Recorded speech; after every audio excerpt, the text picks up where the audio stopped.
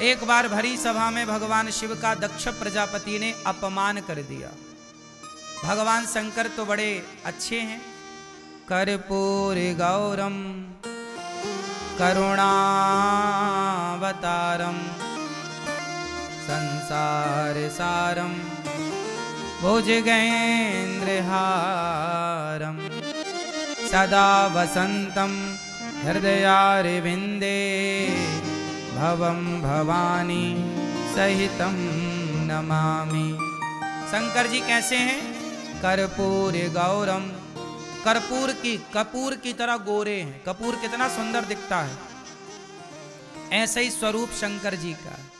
शंकर जी बहुत गोरे हैं, सुंदर हैं।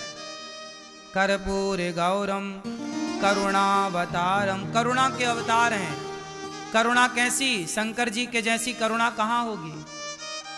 बहुत दयालु हैं शंकर जी। करुणावतारम संसार सारम, संसार का संहार करने वाले। भुजगेन्द्रहारम, क्या लपेटते हैं गले में? सांप। सदा वसंतम, सदा वसंतम, जिनके हृदय में सदा बसते हैं कौन? हृदयारविंदे, जिनके हृदय में सदा सीताराम बसते हैं, लक्ष्मी नारायण बसते हैं हृदय में। ऐसे भगवान शंकर को भवानी सहित भगवान शिव माता पार्वती के सहित भगवान शिव को हम ध्याते हैं, ध्यान करते हैं, नमस्कार करते हैं। बोलिए शंकर भगवान की। शंकर भगवान कहाँ रहते हैं? कहाँ रहते हैं? कैलाश। अच्छा, आपके घर में बहुत, आपके गांव में, आपके गली में, आपके क्षेत्र में मंदिर होंगे ना शंकर जी के, जहाँ शिवलिंग है। शिवलिंग पर आप जल भी चढ़ाने जाते हो। धतूरा, बिल्व पत्र, आग का फूल इत्यादि शिव जी पर चढ़ाए जाते हैं। शमी का पत्ता भी चढ़ाया जाता है। शंकर जी के मंदिर में क्या होता है? शिवलिंग। क्या होता है? हमारे यहाँ 12 ज्योतिर्लिंग भी हैं, 12 ज्योतिर्लिंग हैं। अच्छा, ये बताओ मुझे आप लोग, ये जो शंकर जी के शिवलिंग होते हैं, 12 ज्योतिर्लिंग हैं, ये शिवलिंग का मतलब क्या होता है? क्या है ये शिवलिंग? भैया बताओ, ये शिवलिंग क्या है? इसमें लिंग शब्द क्यों जुड़ा है? शिव तो ठीक लग रहा है, ये लिंग क्या अर्थ यहाँ पे क्या है? शिवलिंग क्यों कहा जाता है? राम जी के किसी मंदिर में रामलिंग तो नहीं कहा जाता, कृष्ण जी के किसी भी मंदिर में कृष्ण लिंग तो नहीं कहा जाता, तो शंकर जी के मंदिर में शिवलिंग क्यों कहा जाता है? ये प्रश्न आपसे कोई पूछे तो आपके पास इसका उत्तर हो, इसलिए ये प्रश्न हम पूछ रहे हैं और आपसे उत्तर चाह रहे हैं। फिर अभी इसका उत्तर भी देंगे। भैया सब बैठ जाओ, मेरी माँ बैठ जाओ। भैया टोपी वाले भैया, लाल बैठो, लाला सब शांति से बैठो और टुप्पा ही टाप रहो, शोर ना करो, शांति से बैठ जाओ, चुप रहो। बोलिए कृष्ण कन्हैया लाल की। प्रश्न सुनो ध्यान से, उत्तर दो ध्यान से। शंकर जी के मंदिर को, शंकर जी को शिवलिंग क्यों कहा जाता? ये शिवलिंग है, चलो जल चढ़ाओ, शिवलिंग पे जल चढ़ाओ। क्यों? और तो किसी देवी देवता के मंदिर को लिंग शब्द से प्रयोग नहीं किया जाता, क्यों? अब आप लोग बताओ कि शिवलिंग क्यों कहा जाता है? आप बताओ। नहीं पता? आप बताओ भैया। नहीं पता? आप बताओ पीली मैया। नहीं पता? इसलिए कहते हैं हम हिंदुओं को सब कुछ पता होना चाहिए। यदि आप हिंदू हैं, शंकर जी को मानते हैं, तो पता होना चाहिए ना। नहीं पता होने से लोग भड़का देते हैं आपको कुछ भी, तो आप मान ले यार बात तो सही है। इससे क्या होता? हमारा सनातन धर्म कमजोर होता है। हमारे ज्ञान न होने से हमारा धर्म कमजोर होता है। इसलिए कमजोर सनातन तब नहीं होगा जब आप ज्ञान से परिपूर्ण होंगे। यदि ज्ञान से परिपूर्ण हैं तो आपको कोई दिक्कत नहीं। इसलिए अपने ज्ञान को बढ़ाओ, अपने सत्संग को बढ़ाओ, अपने स्वाध्याय को बढ़ाओ, सद्ग्रंथ पढ़ो, तब आपका संदेह मिटेगा। अब आप बताएंगे शंकर जी के मंदिर को, शिव जी को शिवलिंग क्यों कहते हैं?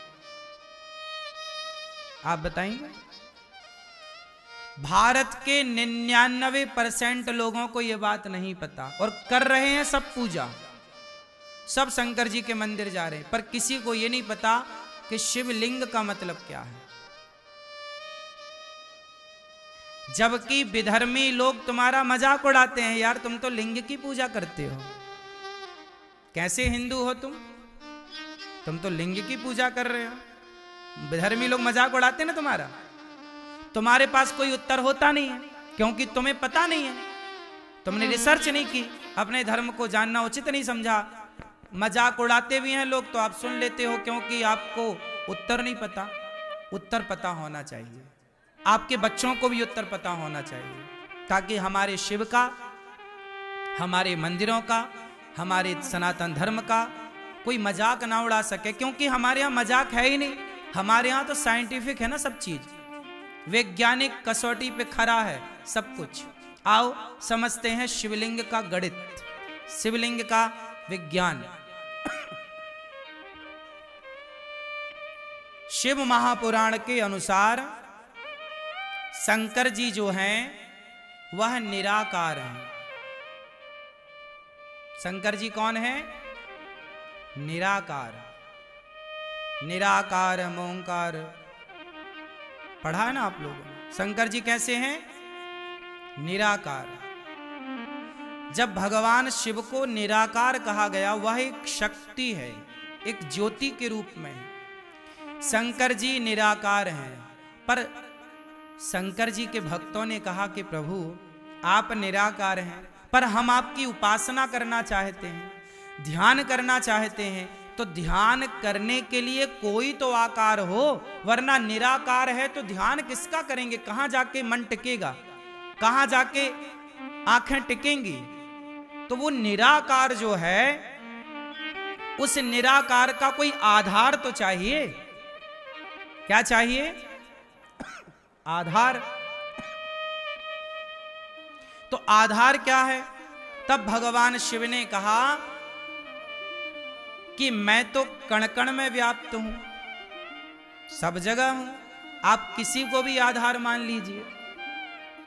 मैं निराकार तो हूं, परंतु आपके लिए मैं सब जगह प्रकट हो सकता हूं। तब भगवान शिव के भक्तों के द्वारा अनेक टाइम पर, अनेक स्थानों पर भगवान शिव का वह निराकार रूप एक बिंदु में प्रकट किया गया। ज्योतिर्लिंग क्या है? एक बिंदु ही तो है, छोटी सी बिंदु, डॉट। क्या है? एक डॉट है, इतना वो बिंदु है, वो निराकार रूप है। अब उसे लिंग क्यों कहा जाता है? लिंग का मतलब शरीर का योनि भाग नहीं।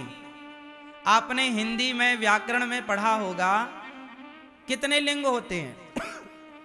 हम लोगों ने पढ़ाई में कितने लिंग पढ़े हैं? बोलो, कितने लिंग होते हैं? 3, स्त्रीलिंग, पुरलिंग और नपुंसक लिंग। 3 लिंग पढ़े ना आप लोगों ने। जब हम कहते हैं पुरलिंग, तो आपसे मेरा सवाल है कि पुरलिंग कहने से पुरुष के लिंग का बोध होता है कि पूरे शरीर का बोध हो जाता है? बोलो भाई, पुरलिंग कहने से पूरा बोध ना हुआ, एक योनि भाग का थोड़ी बोध हो रहा है। उसी तरह शिवलिंग, शिवलिंग का मतलब है यह भगवान शिव का संपूर्ण तेज है, संपूर्ण शरीर है, सब कुछ है। भगवान शिव हैं पूरे, साक्षात सिर से लेकर पांव तक। भगवान शिव का ही पूरा एक भक्त जो है वो भाव रखता है किस वस्तु में मेरे भगवान हैं। अब बताओ, शालिग्राम भगवान भी तो गोल पत्थर की तरह हैं। शालिग्राम भगवान की बटैया कैसी है? गोल है ना, उसमें हाथ दिखता, ना पांव दिखते, ना पेट दिखता, ना पीठ दिखता, ना आंख दिखती, ना नाक। शालिग्राम भगवान में कहां कुछ दिखता है? शालिग्राम भगवान तो गोल है कि नहीं? तो भाव ये है ना कि ये नारायण है। क्या भाव? शालिग्राम मतलब भगवान नारायण विष्णु।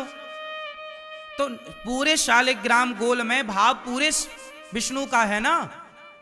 उसी तरह जैसे शालिग्राम भगवान में पूरे नारायण का बोध होता है, ऐसे शिवलिंग में पूरे शंकर का बोध होता है। पूरे शिव है वो। शिव का योनि भाग नहीं है कि कोई योनि भाग माने कि नहीं जी केवल ये योनि भाग है उसकी हम पूजा करें। नहीं, शिवलिंग का अर्थ है संपूर्ण शिव, कल्याण करने वाले। शिव का अर्थ होता है कल्याण करने वाले। ऐसे शिव की हम आराधना करते हैं। तो वहां लिंग का मतलब शिव को बोध कराने वाला वो शब्द है। बात समझ में आई? चूंकि इतनी सी जानकारी ना होने के कारण आप ना उत्तर दे पाते, ना आप समझ पाते, ना तो आप समझा पाते। बात समझ में आई?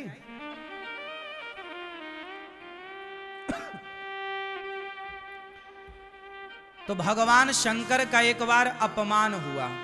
दक्ष प्रजापति के यज्ञ में भगवान शंकर ने कोई उत्तर नहीं दिया, चुपचाप चले आए।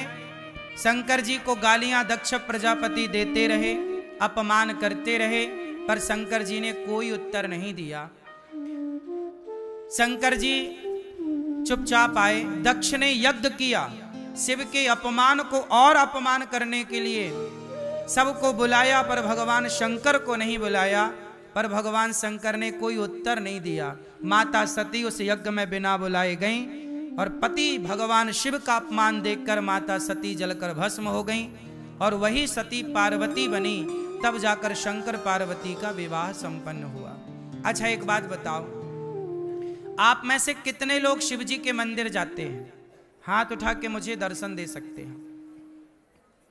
जाते हो? अब ये बताओ कि शिव जी के मंदिर जाते हो तो क्या सीख मिलती है भगवान शंकर से? मंदिर क्यों जाया जाता है?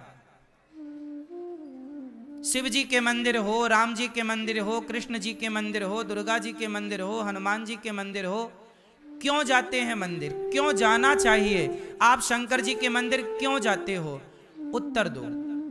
क्या सीख मिलती है आपको शिव जी के मंदिर से? आप मंदिर क्यों जाते हैं? हाँ,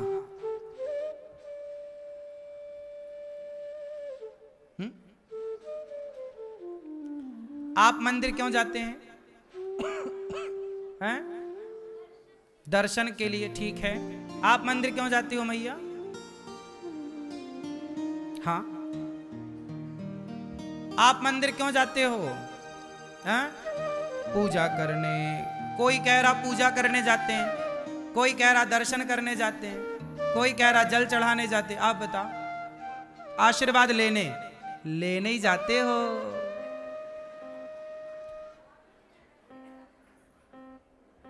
देखो जरा, हम हिंदू, हम सनातनी कितने अज्ञान में जी रहे हैं। हमने मंदिरों के विज्ञान को समझा ही नहीं। काश मंदिरों के विज्ञान को हम लोगों ने समझा होता। आज का युवा, आज का नौजवान भगवान से विमुख क्यों हो गया? क्योंकि उस नौजवान को हमने मंदिर का विज्ञान समझा ही नहीं पाए, समझाने में असफल रहे। मंदिर क्यों जाते हैं? इस प्रश्न का उत्तर शायद आप में से किसी के पास हो। जाते सब हैं, पर क्यों जाते हैं ये किसी को नहीं पता, बस जा रहे हैं। क्यों जाते हैं, आओ चर्चा कर लेते हैं। जब तक ज्ञान ना हो ना तो जाने का अर्थ कहां है। सब जा रहे हैं तो आप भी जा रहे हैं, ये तो भेड़ चाल हो गई। ये कौन सी चाल हो गई, भेड़ चाल। मंदिर क्यों जाते हैं, चलो बात करते हैं शंकर जी की। भगवान शिव के मंदिर में क्यों जाते हैं, नहीं पता? आप बताओ क्यों जाते हैं मंदिर शंकर जी के। चलो अब सुनो। भगवान शिव जी के मंदिर में जाते हैं कि भगवान शिव को देखकर हम भगवान शिव से ग्रहण करेंगे, सीखेंगे। क्या भगवान शिव क्या सिखाते हैं? शंकर जी के मंदिर जाने से पहले शंकर जी की कथा सुनो। कथा क्या है कि दक्ष प्रजापति ने भरी सभा में भगवान शिव को सैकड़ों गालियां दी, अपमानित किया, जलील किया, श्राप दिया, पर भगवान शिव ने एक बार भी उत्तर नहीं दिया। सारी गालियां सह गए। समुद्र मंथन में निकला जहर शंकर जी पी गए। शंकर जी के मंदिर तो जाते हो सब लोग, पर सीखते नहीं हो। शंकर जी से सीखो कि कोई कितना भी अपमान करे, वो परिवार का है, माँ है, बाप है, भाई है, बहन है, पति है, पत्नी है, मित्र है, दोस्त है, अपना सनातनी है। कोई कितना भी आपको जलील करे, अपमानित करे, शंकर जी से सीख लो कि आप उत्तर नहीं देंगे। आतंकवादी है कोई तो उत्तर दो, मारो उसे। तुम्हारी बहन बेटी को गलत देखे तो राम की तरह मार दो, रावण को, बाली को मार दो, मारने का भी विधान है। लेकिन भगवान शिव सिखा रहे हैं कि सहनशील बनो, सह जाओ। जहर पिया, आप कितना जहर पीते हो अपमान का? अपमान ही जहर है, सम्मान ही अमृत है। सम्मान तो सब चाहते हैं, सम्मान का अमृत सब पीना चाहते हैं।